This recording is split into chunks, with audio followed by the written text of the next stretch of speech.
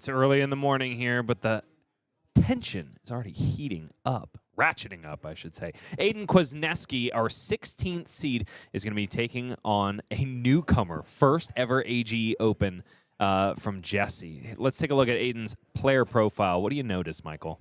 What would winning the Players' Championship mean to you? Everything. The highest achievement in my flesh and blood career. Man, that's awesome. So that actually would be really important. And this is really important, this very first game, because he's sitting there at 16th right now. And that means a lot, being his greatest achievement in Flesh and Blood, especially when he is one of the three brothers floating, one of the, I think, the most popular Flesh and Blood YouTube channel in existence. I think so, yeah. And I know he's faced off against Chris Ioli a few times on that channel. I don't know if he's ever won, but maybe that could trump the winning of the Players' Championship. Beating Chris Ioli is something that I have not done yet. And I've met him in 2 finals in my career in Flesh and Blood, and I got hard to do. Swept both times. Aidan is on the pancake side of the waffles and pancakes debate, and that seems to be because his grandma makes them oh so well. Shout out to the grandmas out there that give us sensory memories and give us so much to cherish it long into our adulthood. So shout out to Aidan's Oma. If she is watching here today, he loves your pancakes, Oma. Keep doing what you're doing. And yeah, we've got Flesh and Blood coming up real soon. I think we're just waiting for the players to set up. Nope, we're getting the thumbs up. They are absolutely ready, but real quick, we'll cut to the player standings here. I want to point out in the 16th seed, that is where our competitor, Aidan Kwasneski, is currently sitting at 49 points. His competitor, Jesse, has a lot less on the line because he has no AG points to speak of. But the reputation of being the one to knock him out would be pretty sweet. Yeah, there is no love lost here, but Jesse's still going to try to kill Aidan as best as he can. Good luck. So let's go ahead and proceed on down to the match floor, folks. It is Jesse Padilla on the left side of your screen, piloting our Ira Scarlet Revenger versus Aidan Kwasneski on Puffin Hightail. How about that for a last open pick? He brought that to our armory last week, and I was just geeking out over his deck list. I'm assuming he's bringing Switchboard. That's the one that he was really excited about. Half boost, half crank, or cogs. And, there's so many different ways to go about building Puffin, and him kind of splitting it down the middle. I'm really excited to see how this deck runs, what version he brings into Ira, and see how it all plays out. Ever since she's come on the scene, Puffin players have really been debating whether boost or crank is the way. I was about to say boost or puff. You're puffing every single time you play the hero. But no, the debate is between boost and crank. And I've always been fascinated by this idea of, is there a switchboard kind of like, pistol or boost dash that can be afforded to Puffin? I have no idea what the value proposition for each would be, but Aidan seems to have found it. So I'm really excited to see what he decides to bring into this matchup against Ira Scarlet Revenger. And looking at his hand, that cranial processor? Is that cerebellum processor? Cerebellum, thank you. Both are in the head. Yeah. Cerebellum processor, a really good card to start with. The ability to draw just straight up on an item on the field, as we see Aidan playing that blue copper cog, getting one established, cranking it, and playing the cerebellum processor, following up a nice start to set up 2 items established.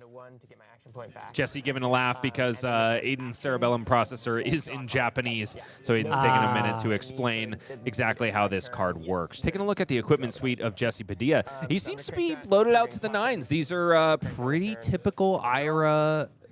This is the typical Ira costume, I should say, that we are known to see. I guess the only difference would be the arm slot here and there, but I think Ira's have pretty much settled into this loadout. Yeah, foregoing the new headpiece, of course, I think that one might be more utilized into an aggressive matchup. Puffin known to be a little bit more mid-rangey, but certainly has the potential to be aggressive, especially if Aidan brought the boost version. Man, and the card drawn off of that second crank was yet another copper cog. Aidan has another one in hand, so he is definitely cogging more than he is boosting thus far, and I think that's a pretty heads-up choice, especially because a lot of the time Ira can just play the value game from the first moment, from the first action, and grind out into a fatigue state pretty readily. So I think that's a good play from Aidan here. Harmonized Kodachi comes through with the first point of damage, first blood drawn in this, the first round of the AG Open Series. 40 plays 39 as the second Kodachi comes in for 2. Yeah, that 1-2 punch, Ira just getting so much value out of the hero power throughout the game. Aidan grabs the damage dice. Harmonized Kodachi coming in for 2 go again, thanks to the fact that aspect of Tiger Mind in the pitch zone has a cost of 0.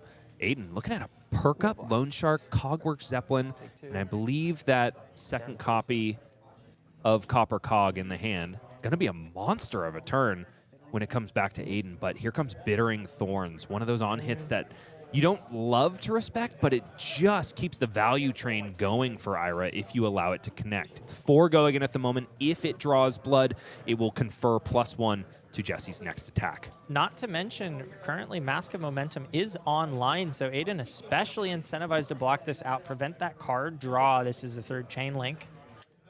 Do we have any tricks in the hand of Jesse? No ancestral empowerments here. It's just a looking for a scrap and another red card that I couldn't quite make out. That is a sensor. So either way, there's a 1 cost coming at the end of this chain. Jesse will have to pitch a red to make it happen, but yeah, this is a bread and butter Ira turn. Yeah, and if he is able to draw a card here, that would just clean things up even more, allow for the arsenal. Aidan really in the tank here. He does have himself 2 3 blocks in the hand. He's also got Unicycle at the ready to kick 1 damage to the curb. But then Sensor is just going to be the follow-up. And will Aidan respect that on hit? Does he think that his opponent knows his deck well enough to call out the right card? And blocking with the Lone Shark, I like this here because Aidan already has so many cogs established, but that card is such an important engine for Puffin. I think in a different scenario, he would like to keep that in play. Having the gold available to just always have the hero ability, make that golden cog as needed is so crucial for Puffin's consistency. No block, says Aidan Kwasneski. He is not afraid of whatever Jesse could name. Let's listen in and see if we can hear. Like, I know what the card is. Can I get a judge to tell me? Yeah. Okay. Okay, we're going to call a judge real quick. Jesse just wants to kind of talk through. This is probably a hero he has never seen before. You want to make sure you get the name of the card right. Maybe he can describe it to our judge and make sure the name that he's saying is really the name of the card. I tend to think he's trying to come up with the name Palantir Aeronaut. What do you think, Michael? It could be. With that many cogs on the field, that's a great one. Of course, Dovetail is another option that can be really, really hard to deal with that many cogs. Yeah. 1 for 7 go again is a lot for a little. And sometimes, and sometimes you don't even need 3 cogs to make that work with Cogworks Dovetail. Yep. There are a lot of scary things in that Puffin deck, but you only get 1 shot at naming them. You got to guess it right. Yeah, 100% looks like choice has been made here. We're not 100% sure what it was, but Aidan's play is definitely going to tell us. What do you think about naming Copper Cog sometimes? It's a consistent choice. I think that would be one of the best options in terms of likelihood of hitting.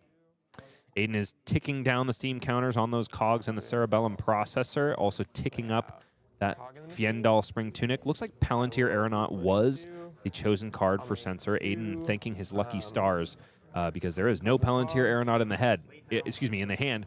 It could be drawn here, though, because Aidan is probably going to crank. Cranking both of these golden cogs, which means that he'll draw a card off of Puffin. Well, not only will he draw a card off of Puffin, but with that extra action point, he has the option to draw a card off of the Cerebellum processor as well. So this is a huge pairing. It's a lot harder to get those action points as Puffin as it was compared to, say, Dash.io. But pairing these together is massive. Also, that second action point, going to pair right into that Cerebellum processor. So it's 2 cards here. Lots of reds, though, for Aidan. He's got so much power in the hand, but does he have enough resources to actually deploy it? He would love for his Fiendal Spring Tunic to be on 3 on this particular turn.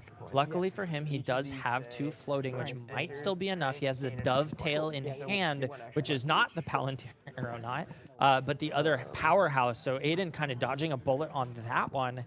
And he even got another cog in the machine. I don't know if this is the turn to establish it. Probably not. But having that again for next turn is he's got gas. I tend to think this is going to be Cogworks Dovetail into Cogworks Zeppelin into Spitfire, and probably arsenaling that cog in the machine, pitching the perk up in order to get this done. All right, the prediction is in. Let's see if Bryce got it right as that dovetail comes out. 4 cogs at the ready.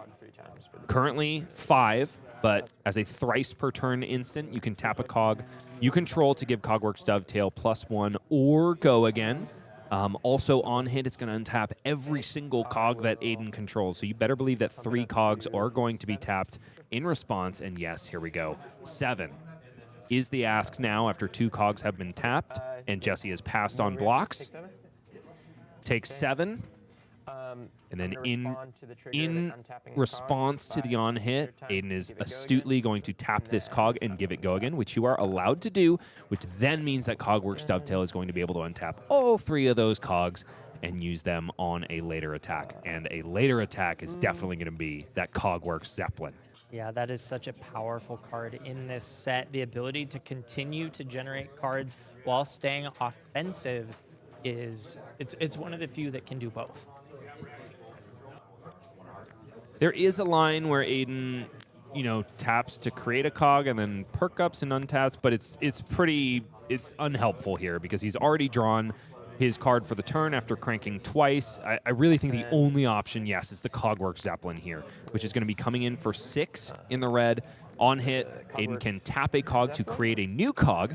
And so even though this attack doesn't have go again, when that new cog comes into play, Aidan can then crank it, get his action point back. That is when the Spitfire comes in. It looks like you predicted this turn perfectly.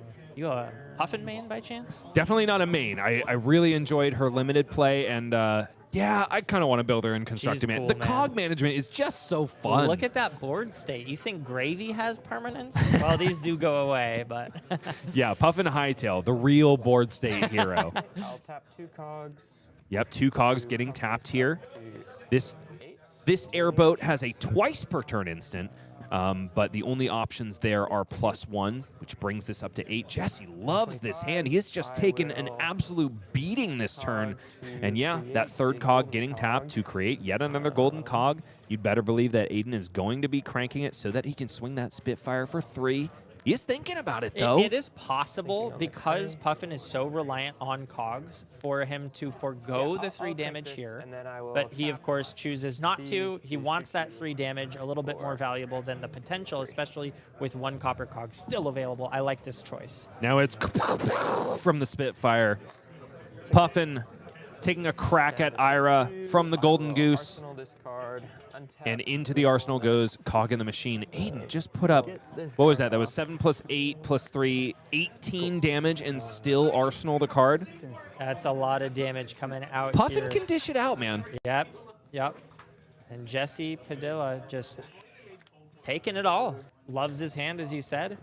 And let's see what he's got to crack back with. 22 plays 32, a 10 life deficit after that monster of a turn from Aidan Kwasneski, who is just a master at drawing Cogworks Dovetail off the top of his deck. I gotta say, he did that exact thing against me at Armory the other day. It was a game that I was running away with, and don't get me wrong, I still took it down, but it was a nail biter after Aidan pulled that off. Oh, even bigger than that. That is a card I have not seen in a long time. Pairs very well with the Kodachis to create an additional Quicken token as well as draw a card if the card revealed has power greater than the damage dealt, which we see a Command and Conquer coming That's a off little the more top. than 1. And pair that with the Quicken token, this is looking like a scary setup of a turn. And for that matter, the +1 on Ira's ability, because that will be Jesse's 2nd attack for the turn. That cog in the machine might not be long for this world in Aidan's arsenal. For now, Aidan has taken the 1. 22 plays 31. The life deficit is getting closer. And yeah, Command and Conquer for 7. What a follow-up. This is exactly what brings players to the Ira deck. You love to see it. clap back is in order. 7, that break point. Fortunately, Aidan still has 1 piece of battle worn that he can. Oh, I'm sorry. No, he has the gloves, not battle worn. So if he did decide to commit here, that would be pretty much all of his effective equipment block until he's ready to sacrifice the tunic. So this is a tough question to answer that Jesse is asking. 7, destroy Arsenal on hit. Yeah, and it looks like Aidan might be holding onto a blue. I can't quite make it out. There are 2 yellows. No, it's a No red. blues. So honestly, this might be a turn where Aidan wants to block out anyway, but he still can't do so efficiently, like you mentioned, Michael. Giving up the Conqueror here, although it's one of the most powerful cards in the Puffin's arsenal, doesn't work if you don't have the 2 blues in hand, so I do like that he's thumbing this as a potential blocking card. Conqueror of the High Seas getting ready to jump in front of the original bad boy Arsenal hate. Command and Conquer, of course, says on hit, destroy all cards in the opposing player's arsenal. Also, no D-reacts can be played to its chain link. Not a relevant part of that card here, but it just shows how good that card has been since its inception. He didn't get there, but he would have loved to see one of those Cogwork Sentinels with the number of golden cogs he has out. Aidan really valuing that cog in the machine in his arsenal. He's used his last real blocking equipment and a powerful card to boot in order to shore up that on-hit effect, and it's E-Strike as the finish. Oh, and Jesse doesn't even value the drawn card here. He just wants to get max damage potential out of every single one of his cards. It's buff power on this Enlightened Strike, despite the fact that he will end without an arsenal. I think in a blue-heavy list, it makes a lot of sense not to take the gamble. Putting a blue in the arsenal is not necessarily worth 2, so it has the chance to be worth less than that 7 damage. So I do respect the choice. I think that high rolling is an option and certainly worth considering getting a better card in arsenal there, but Yeah, and I love it because there are a lot of dead draws in this Ira deck, and Jesse just drew one up as the first card. It was Warmonger's Diplomacy. Probably not one that you want in your arsenal against Puffin. It can be disruptive against her here and there, but you don't want to hang your entire turn on it. I agree with that, although, like you said, there are a lot of non-attack actions that Puffin likes to play, and here we see one of them, Lone Shark, being thumbed. Oh, Cog in the Machine is going to come out here thanks to that Tunic counter. Aidan's going to go back into the deck and see if he can find something juicy. One of those Cogs is cranked. The second one is cranked. So 2 action points here, but will he have enough resources in order to make use of both of those action points? That's the real power of Spitfire, isn't it? Having the extra action point to start the chain with Spitfire, if you so choose. Lone Shark comes out of the hand, I think, because Aidan has got himself Jolly Bludger and Soup Up. Is it just going to be... I tend to think maybe it's going to be Soup Up into Shoot Spitfire here. With the number of cogs I could see, and the fact that he has the extra action point, I can see an argument for the Jolly Bludger. That's a blue Soup Up, right? Oh my gosh, I thought it was red. Maybe it is blue. I think it's blue. You are absolutely right, Michael. But this is Jolly Bludger.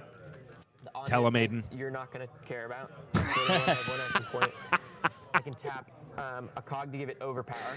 Aidan says you're not going to care about the on-hit, and he's right about that because, of course, it will steal as many items as damage as it does. Excuse me. Jesse, however, has absolutely no items to speak of in this arena. So really, it's just going to be the thrice per turn instant of +1 that's going to have to worry Jesse. And Aidan, interestingly, choosing to give it overpower, anticipating maybe Jesse wanting to block out here and trying to circumvent his ability to do so. Not sure how I feel about that. In the end, he will sacrifice 1 damage to do so. +1. Maybe he figures that when he shoots Spitfire on the next chain link, chances are that the Ira deck will only have 3 blocks anyway. And you know what I'm here saying? we see Jesse committing that D-react. So actually, Aidan sort of gaining some value there anyway in the form of blocking cards from Jesse. So had he pumped it up, it wouldn't have made a difference. But you know, Aidan pulled out a Flick Flack from his opponent at a time where he couldn't get maximum value on the next chain link. So yeah. A little bit of a win for Aidan here. Jesse going into his turn with 2 cards in hand. Honestly, that's not the worst situation for Ira, especially when one of those is a 0-cost blue and the other is Bittering Thorns. Yeah, really efficient curve here. Looking at what, a 2-card 9, maybe Could 10? be. Could be, if it yeah. hits?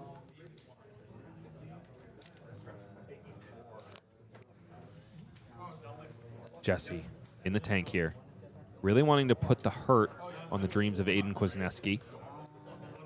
When he first came over to the feature match, I was like, you know this guy? And he was like, no. I was like, that's kind of a surprise, honestly, because Aidan is kind of a mainstay of the content creator community. But nevertheless, he sees the opportunity for blood here. Just cranking on the cogs Yeah, and stuff like that. I'm sure. I can't see chat right now, but I just recalculated and my math was way off. So if you guys aren't chewing me out for that, I know. I went along with you're failing it. as a Twitch chat. I was like, I think it's more Yeah, of yeah, a that sounds 2-card right. 7. Yeah, but no. okay, yeah, no, sure. Jesse is confirming with our judge here that his opponent, the Puffin deck, does have non-attack actions. He's deciding whether or not to just play out a Warmonger's Diplomacy and arsenal the Bittering Thorns, or actually push a little bit of Are damage. you here. allowed to ask that? Hey, does my opponent have non-attack actions? Not quite that way. I think it was more like, hey, What do are you the- think? Hey, does this play look good? Like, what do you think? Take 1 damage, thank you. Coming in for 1, followed up with 2. Connor is, of course, a good person to ask, but only after he's had his nap. Sure. I mean, all questions are allowed. It's just whether or not he will answer them the way that you would like them to be answered. Gosh, I would love to hear Connor answer a question like that.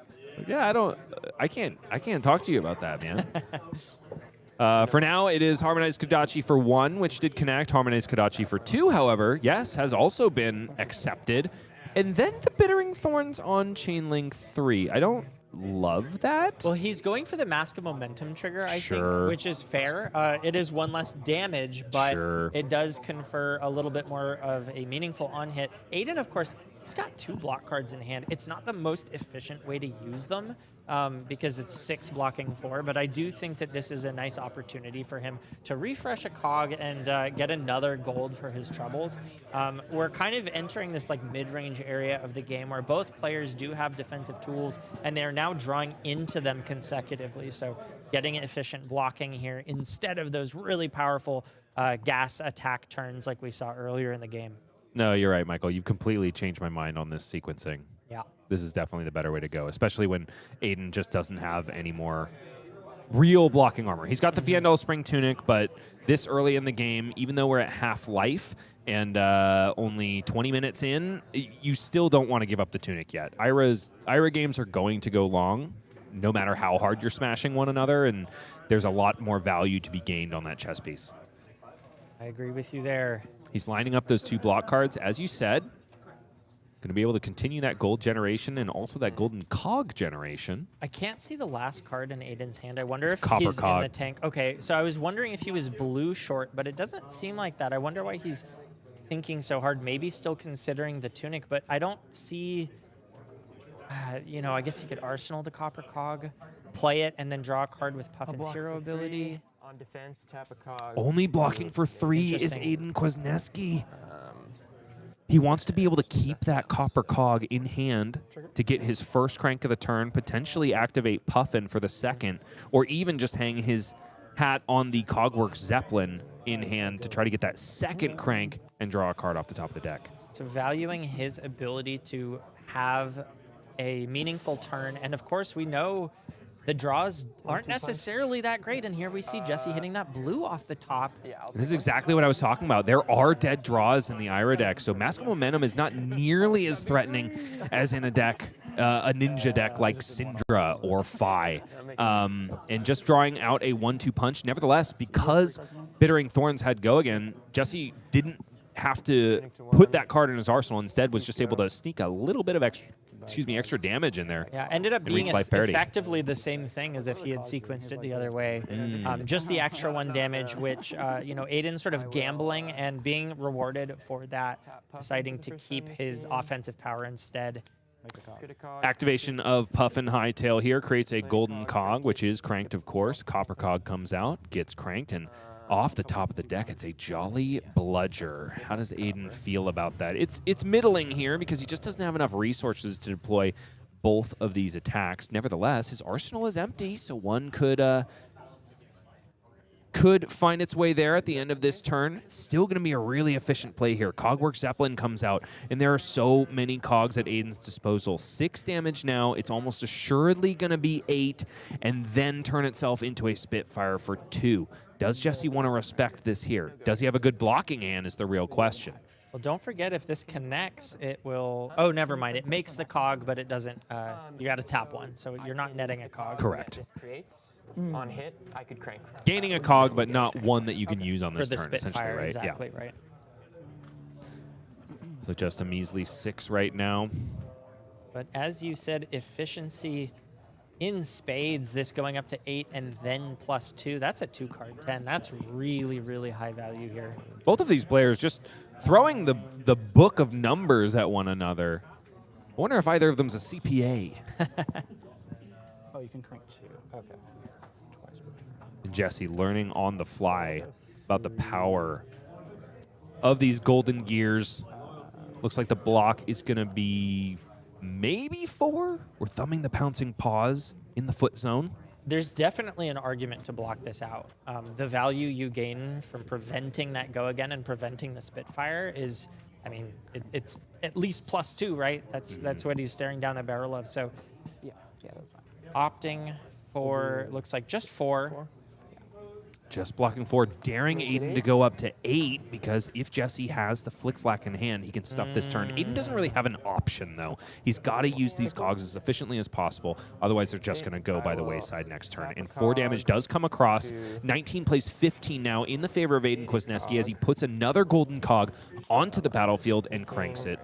On the crank here. Course? He's thinking on the crank.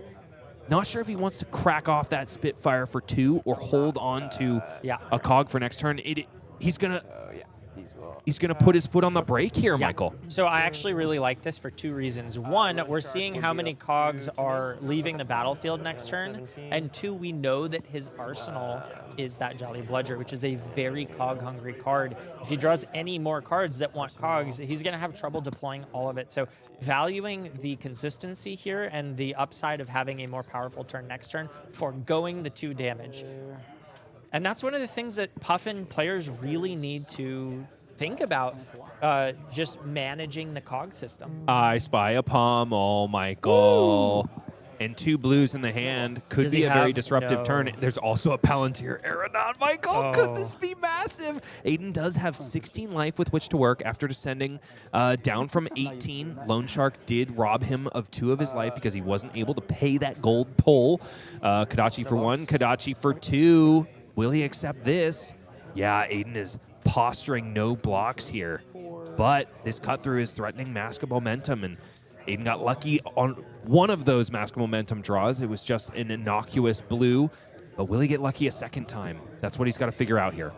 Yeah, and it's probably between giving up the Tunic or just not blocking and letting Ira go super wide once again. Oh, you know he is itching to deploy Palantir Aeronaut plus Pummel, though. And he just says no blocks. Get your card, Jesse. Down to 10 goes Aidan Kwasneski, showing no fear in the face of the Mask of Momentum. It's another head jab out of the hand of Jesse Padilla. Pain in the backside. The last card in hand is behind his shoulder, but he's about to reveal it for us now. And Tunic he has the is Tunic. online. This is huge for Jesse. Aidan is not going to like this one bit. The top of the think deck he is cares- really cooperating for Jesse. I think he cares a little bit more about the damage than the arsenal disruption. I feel like he's kind of okay letting go of that Jolly Bludger if I was in his shoes. But when he's sitting at 10, about to take 4 and then 6 coming in, that's his entire life. So he does need to block here at least a little bit. Okay, Aidan seems to be letting go of the Pummel Dream, but Command and Conquer comes down. Aidan keeping his cool, not visibly upset about this card. There it is. A little bit of a shake of the head now as he's processing it, and he just takes it. Down goes the Jolly Bludger. And down goes Aidan to 4 life. 15 plays 4. Massively in the favor now of Ira Scarlet Revenger, but Aidan's got something to say about it. Oh, yeah, he's got the clap back of the Sentry queued up, the pummel with the Palantir. He's short 1 resource to play that off of just 1 card. 2. He I can. don't know if he has to crack a gold to try to get there. No, he's still got Polycranka. Oh. So he's going to crank a golden Okay. cog, Oh, this crank is a great use of Polycranka. Polycranka. The drawn card is cog. He gets he gets the red, which is enough. It's enough. Oh, and he still has, yeah. Okay, so Still enough. he's got the 3 cogs as well. And he's also got Unicycle at the ready. Which is probably not going to come out to play here because 3 cogs is all you need for Palantir Aeronaut. Is this enough disruption, though, Michael? It all depends on the way Jesse blocks. Yeah. If he just kind of feigns death and says, all right, I'll give you one of my equipment pieces, probably just Pouncing Paws and nothing else, Aidan is not going to get a whole lot of value on this Palantir Aeronaut, a card that just can go sky high in terms of the numbers it generates. Yeah, and with Aidan at 4 life, you got to think Jesse is perfectly willing to use his life total as a resource so that he can save as many cards as he can to try to put that final nail in the coffin in this game. Because really, Aidan is at 4 life, but Jesse only has to do 3 more damage in order to get Aidan in an uncomfortable situation, to say the very least. Because Kodachi Lock, when you're at 1 life, you're not actually at 1 life. Yeah. I mean, you are just hucking your cards in front of low-cost attacks You have to defend until the base end of the equipment. game. That is really when the game is over in the favor of an Ira player. Make it 9 and then destroy a defending And card. we are seeing Jesse now learn for the first time what this really means. Forced to block with an equipment. And then Doesn't stipulate which equipment. That equipment doesn't have to have block value. So Jesse, nevertheless, throwing a Tiger Stripe Shuko in front of that Palantir Aeronaut. He has a Flick Flack in the hand. 5. Will Aidan wait on it for that Flick Flack? I don't think he can. I think he's got to just send it right here and now with those cogs. I will tap 3 cogs, pushing He it can up to potentially bait out that Flick Flack 9. before I'll deploying the pummel, destroy, however. The recoil. He's destroying the recoil here because he knows that Tiger Stripe Shuko is already going to be destroyed at the end of the combat chain. Hucking that pummel out as well. So this is a whopping 13, Michael, threatening a discard of a card on hit. Jesse has the cards to block 6 total here if he deploys the Flick Flack. On So hit, discard a card. 14, 9, 10, 11, 12, Any amount of 13. damage, just That Should be 13. Yeah. 13. Yes. Yep, okay, cool. My math is mathing, I swear. So 13 it is, on 2 currently, so 11 leaking through. Jesse does have himself a Flick Flack in the hand, so he's able to block 6 on 13 here. Still going to take 7 damage and lose a card for his troubles, which would mean that he would go into his turn with a single card if he blocks with that Flick Flack. That might be enough to at least turn the tide for the moment for Aidan Kwasneski, but he's got to keep his foot on the gas until death do us part. One other thing that I really like about the deployment of Polycranko last turn is that it does give Aidan just a little bit more life buffer if Jesse chooses to attack. At this point, it represents 25% of his life, so even just a single Kodachi going into that bird means that Aidan would end the turn with 2 life instead of 1, and that's a big deal. And then gives him 4 consecutive turns where he can take a Kodachi for 1. No! Jesse says, I would rather just put this Flick Flack into the bin and go down to 4 with you. Wow. I got to keep these 2 cards because I have to keep the pressure on. I really like this play from Jesse. What's he got, though? And that's why. It's another Command and Conquer in the hand, Michael. That's huge. The 1 into 7 is a lot of breakpoints to deal with, and it might even just be clear the Polycranka. No? I don't know if Jesse's thinking about it He in might not terms be. of, because it's really important to get rid of that card. Giving Aidan the ability to draw a card every single turn is backbreaking, especially when these are the life totals. And Aidan can't block with a single card here, even if he were to but block no, with that he soup has- up. He does. You're right. He does have Golden Skywarden in the hand. This is exactly what he needs right now. That Skywarden is going to make massive use of those 3 cogs that remain on the board. Aidan could block for 5 here if he galvanizes every single one of those cogs. I really like giving 2 cards here, including the Skyward, and resetting that gold at this point, especially when you've got a Poly Cranka cranking out cards to draw with, just protecting that life total.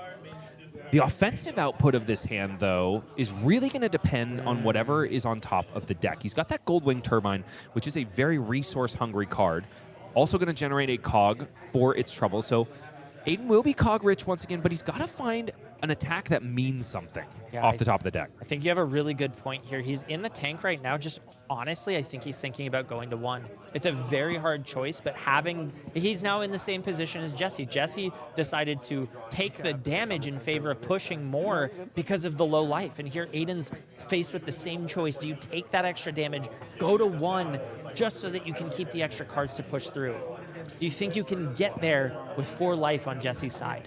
This is the hardest moment for decks like this, like Puffin, who rely so heavily on the unknown. And don't forget, folks, Aidan is sitting here at 16th place currently in the rankings. This game and every game he plays today means so much for his ability to make it to the Players' Championship. Jesse, so happy to watch his opponent squirm at his first ever game at an AGE Open. What a magnificent start for an AGE career from Jesse. This guy's a stone-cold killer. I love the look on his face. Absolutely diabolical. Hailing from Redondo Beach, his home store is Collector Legion, our previous home on the Western Seaboard. Unhappy to be driving all the way out to Riverside when we used to be a stone's throw away from his home, but nevertheless, he is here and he's representing. It's the last Open of the season, but he said that is the one that I want to be my first. Love it. And man, he is just making Aidan sweat here. 4 plays 3. The tension is so palpable already. Both these players at 0-0, and it's already this fierce, Michael. He's just so in the tank. There's no right choice here. It's like it feels so bad to give 2 cards in this spot when your opponent's sitting at 4, giving up the tempo against the Kodachis. I think it's what he's got to do. I think you're absolutely right, Michael. You got to keep your life total high. 3 and He blocks with the Goldwing Turbine, though. That's interesting. He already has the ability to make 2 or to crank twice with the Poly Cranka and the Hero Power, and it's really kind of an inefficient card. It doesn't go wide. It's a 2 for 3, really. Like the blue in his hand is a 0 for 2. It's actually higher value than that. So I kind of like this block here. Each of the cogs. So both those golden cogs converted back into gold thanks to the Golden Skywarden. Card that is magnificent on defense, less so on offense. Copper Cog left around on Aidan's side of the board, even though it is going to go the way of Poly Cranka at the beginning of the turn. Tunic is now on 3, and Poly Cranka remains alive. Huge. Especially against a deck that has Kodachis. cog and crank, poly crank. Maybe Aidan is just thinking, oh, it's a blue off the top. I bet he wishes he had kept that Goldwing Turbine. It's still okay. It's not great, but he has that soup up, which I imagine he's... Oh, and another one is massive. That's a red this time. That's a break point. Oh, and Aidan is absolutely genius for leaving that Copper Cog around because now an item did get destroyed on this turn, so this soup up just gets go again. He did 4 go actually again right destroy here. that gold as part That's of his true, hero too. power, so that's another way that you can get the soup ups online. They're very easy to get, but you either need the gold or you need to have your cogs destroyed. I think either way it didn't matter because the extra block wasn't important, so it just kind of panned out like this. 2 go again on this soup up. And nevertheless, Aidan's still a genius. Yeah. And this threatens lethal. It Jesse threatens has to lethal. block. Jesse has to block this, and the follow-up here is going to be a Cogwork Zeppelin. It's only going to be in the blue. That is still a fearsome on-hit because if it connects, you better believe Aidan is going to tap that cog, create another one, and come in with Spitfire. Yeah, Lot in the gas for a 2-card hand.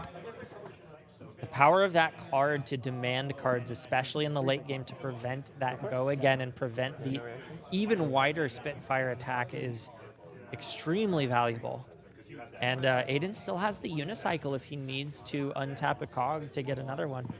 I would imagine that if Jesse blocks out this Zeppelin perfectly, the play is going to be tap that cog, give the Zeppelin +1, and then tap the unicycle so that he can create a cog on connection of the Cogworks Zeppelin. Ooh, and deciding not to use the tunic counter to pay for this, I don't. Instead First going going for the in for more gold.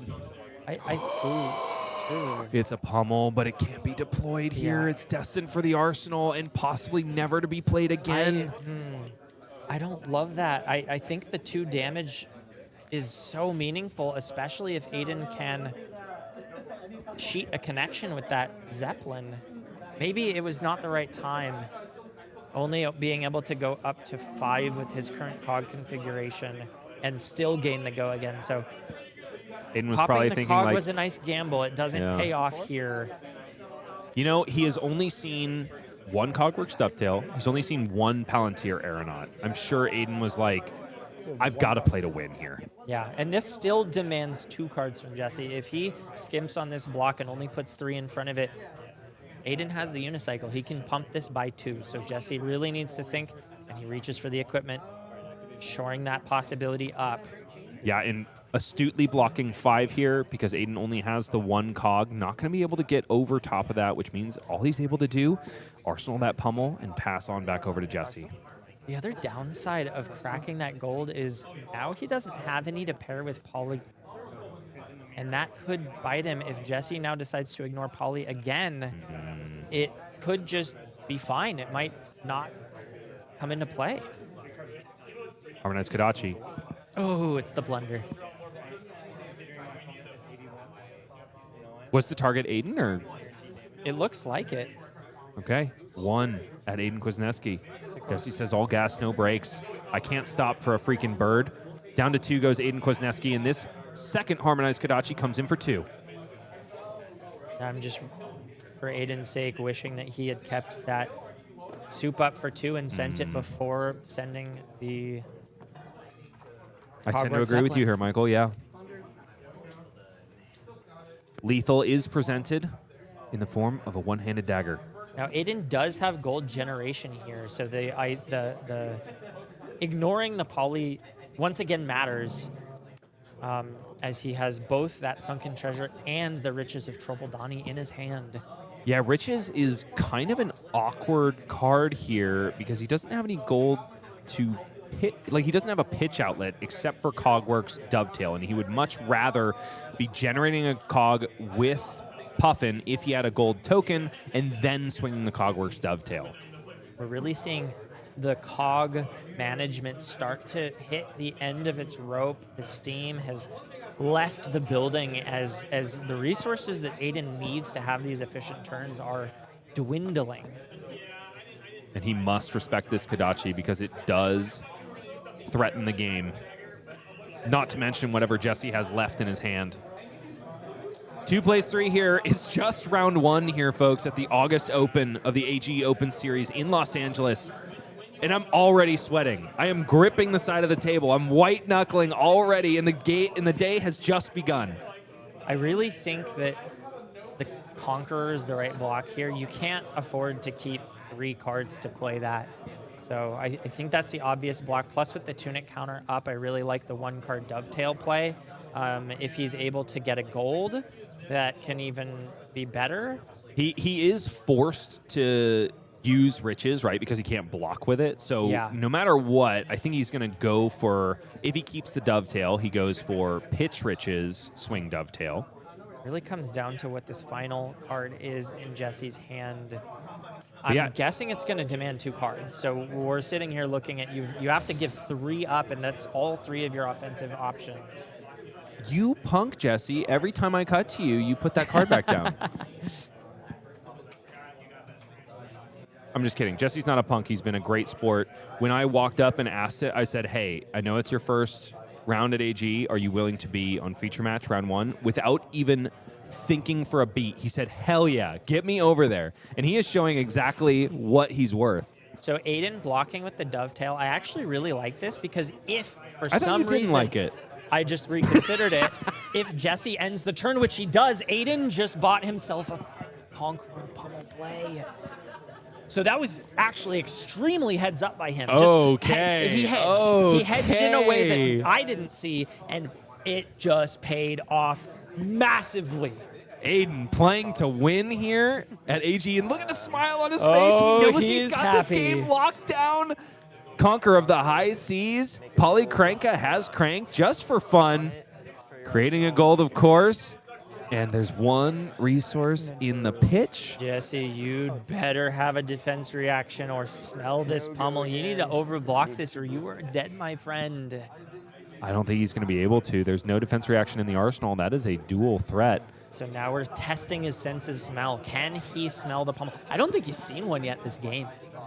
I don't know how many are in Aidan's list. No, he got pummeled by Palantir right. Aeronaut. Thank you. So Jesse is aware of that possibility. He just needs to think, does Aidan have it? How much do you overblock? I think if he gives 9 here, he at least lives. Yeah. It's a tough situation to be in because if you block out completely and Aidan decides to just hold on to the pummel, you have an innocuous turn your next turn, and then you're facing it down again. So he has to find a safe way to bait the pummel out in a way that he doesn't lose the game. I think that putting 9 in front is the best way to do that, but you lose everything. You lose your arsenal, you lose the last card in hand, and you just pass back with 1 life. Sleepy Connor already with heavy eyelids in the player cam of Jesse Padilla.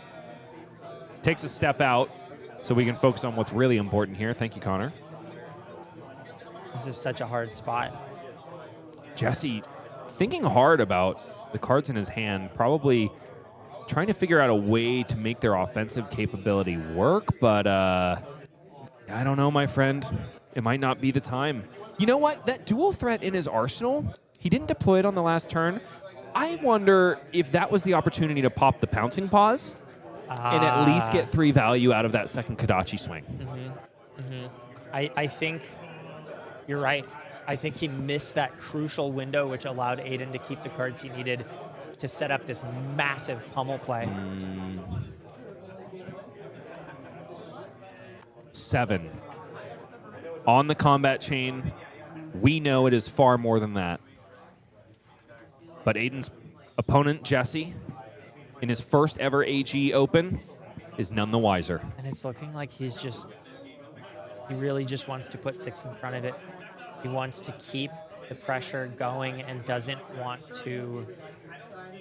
You can see he's thinking about it. He knows it's possible, but he's playing to his outs here.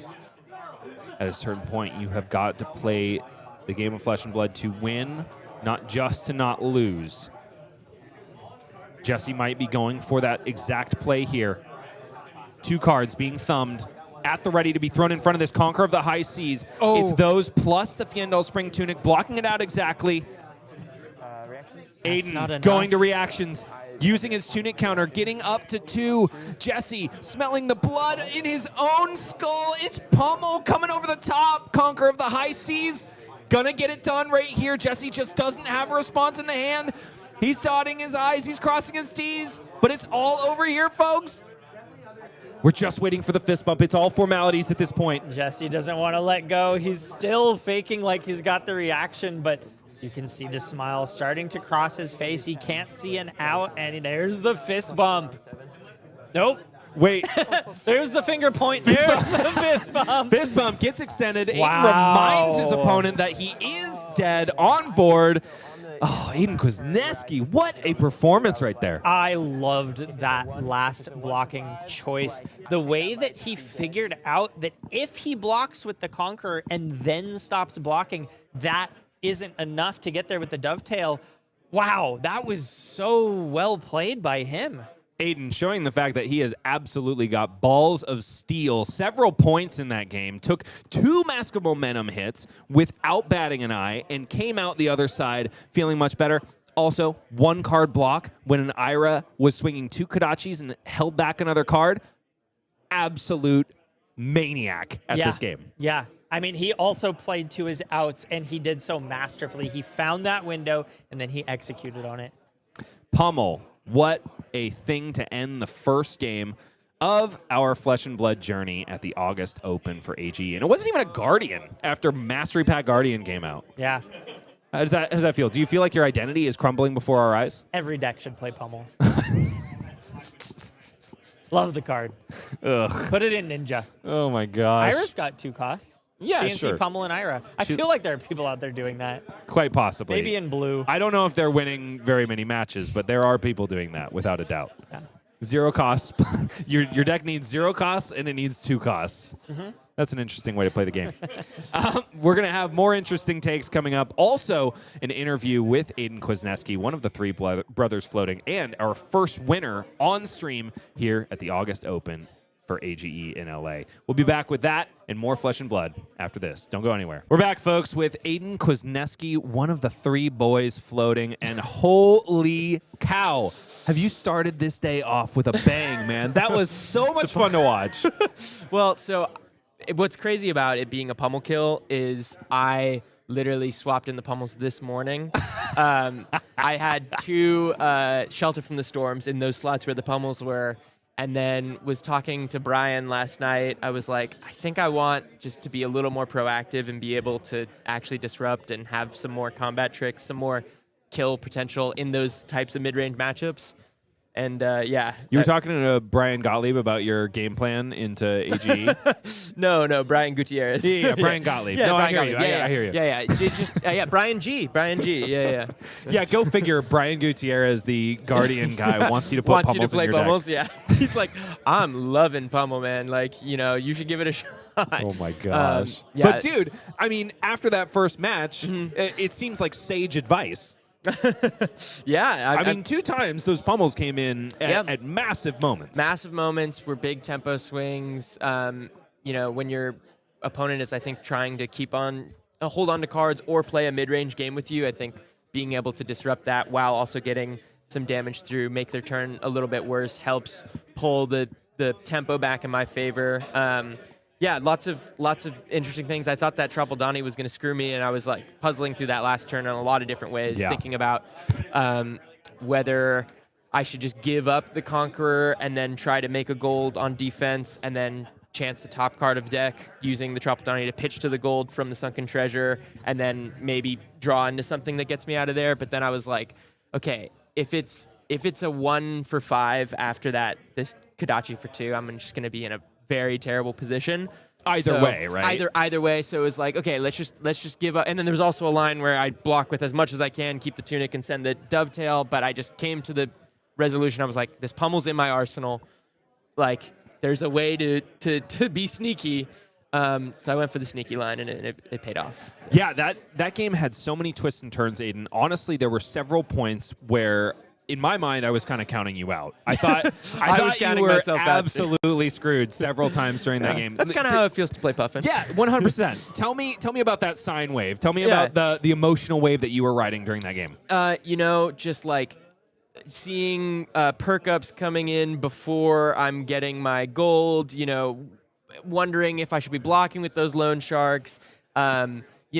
You build up this board state of cogs and you're feeling really good. You have a big turn, and then all of a sudden it gets back to your turn, and all the cogs start dying, and you're left with an empty board. And you're wondering, should I keep this cog around for next turn, or should I be like, no, this is my push turn. They're taking damage. Should I actually use them? And it's a lot of like this, and Ira's just consistently smacking you in the face.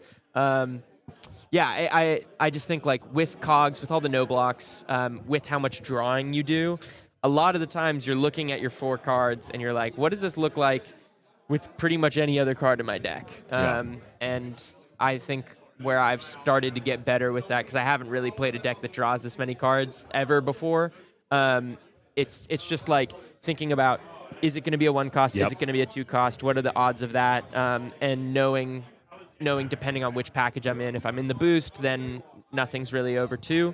And then if I'm on Pirate, then what happens if I'm needing a blue and I draw a Conqueror 4 cost and my hand just does nothing? So a lot of just like risk assessment, and that, I guess the skies are a dangerous place to be. You're flying around. Who knows what you might encounter? Maybe a Gravy Bones. Hopefully a Gravy Bones. I'm ready for gravies. Heck yeah, man. Yeah, so. And I can't wait to see you topple them. Don't think I didn't notice that Cogworks dovetail off the top. in the mid game, by the way. Was that off the top? Oh yeah, it definitely Oh, was. sick, Just sick, like sick. you did to me in Armory the Awesome, other day. awesome. Yeah, I yeah. definitely mentioned that on stream. I'm Yeah. going to start calling that red Nate. soup up off the top was pretty sweet. That too. was pretty sweet, Yeah, I was too. like, oh, we're pushing damage now. Now Let's we are go. gaming. Yeah.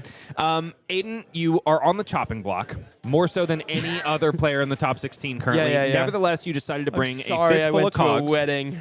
I went to a wedding and I had family stuff. I'm But sorry. so how are you feeling today, especially after that first match? You think I- you're going to stay in the running? You know, I hope so. So Sam last year set a New Year's resolution for me, which is I can't play anymore. So you have to play. I'm busy all the time. I'm not allowed to play. And so he's like, you have to play. You have to play in AGE, and you have to get into the Players Championship. So if you know. The biggest thing on the line is disappointing my dear old cousin. Sounding more like your dad day in, day out. Yeah. Oh, no. Sam, I'm trying. Don't disappoint your dad, all right? Yeah. We're all rooting for you. I know you have a lot of love in the chat for all that you do for 3 floating. Speaking of which, before I let you go to your next round, can you shout out anything new that's coming out of 3 floating or anything else you would like? If people want more Aidan Kwasneski, where can they find it? Yeah, you can check us out on 3 Floating. We just put out a video actually over on the Flesh and Blood YouTube channel. We got to do the Bravo demo deck video, which was super fun. Classic back and forth. If you're new to the game and you're checking this out, I would definitely check out that video over on Flesh and Blood. And then yeah, we do gameplay videos, CC. We have a Cilio Katsu game coming up. I think is going to be the next thing on the channel. So. I look heard forward to that. rumblings of a Smash Palace thing. Yeah. Can you we talk about there's that some or no? Palace. There's some Palace to be smashed. I'm excited to see soon. that. Yeah.